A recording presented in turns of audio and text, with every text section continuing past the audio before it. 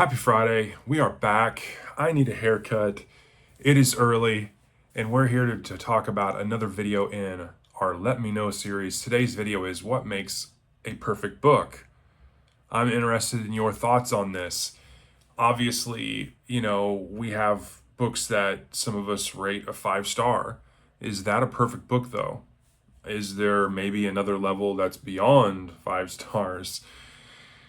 And it's really not a question of our rating system, more so is it a question of our individuality of what we constitute as a perfect book. And I'm interested in knowing your examples, not just so I can, hey, there's some books I want to check out, but I want to know what you, as a reader, from an individualistic standpoint, quantify as a perfect book. Because I think there's levels to all this, and there's definitely some subjectivity and individuality that goes to the forefront when it comes to what people label a perfect book. When I think of kind of the pillars of writing or pillars of book grading, obviously I'm not a Steve Donahue. I don't grade books, or I don't write blurbs or reviews.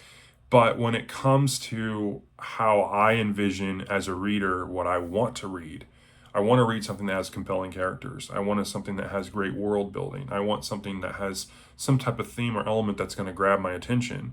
I want the pacing and the structure of the book to be enjoyable. Whether it's we start out in the middle of it and get the backstory and come back to the present, or whether we slowly grow throughout it. Whatever the structure is, I want to be engaged. I also want the prose to matter, whether it's something that's very lyrical but easy to digest, or it's something to just boil down and just punchy. I want that to be good. I want some type of conflict. I want some type of meaning for all of this, whether the story of itself and the characters, I want them to have some type of meaning.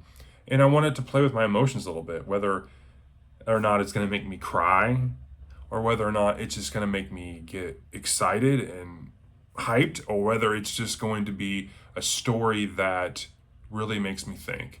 And those are kind of the pillars that I see when it comes to a good book. Now, does it constitute all of those things need to be checked off to be a perfect book? And I don't think that's the case. Let me give you some examples. Earlier this year, with the Harry Potter series, it is still the only book that I've rated a 5-star on my channel, which is book number 4, The Goblet of Fire by J.K. Rowling. Is it because of my headspace at that time? Is it because, I was enjoying the series that for whatever reason that one got me?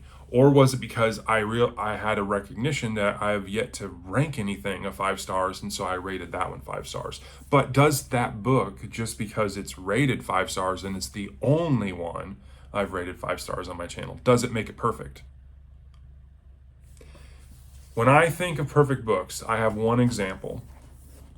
And I'm not as worldly renowned reader. I'm branching out into different genres, different authors, and I still have ways and ways to go. But so far in my reading journey, this is what I consider a perfect book. And let me explain. For me, this book checks off a lot of things. Great characters, protagonist, antagonist I connect with, has a great plot. It is not bloated. He actually does a decent job of ending this thing, and he keeps me engaged throughout. It's matter-of-fact writing. I feel like it plays with my emotions. I was invested the whole time. I was really wanting to know what happens on both fronts, not just with the main character, but also the antagonist. There is catchy themes here. He likes to write about authors. This one, the main character is an author. But it deals with a subject matter that is very interesting. A fan that is also psychotic. So this, to me, is a perfect book. But as always, I'm interested in your thoughts. I'm interested in what you look when it comes to a perfect book, and do you have examples? Let me know, as always, and have a great Friday. I will talk to you guys later. Thanks.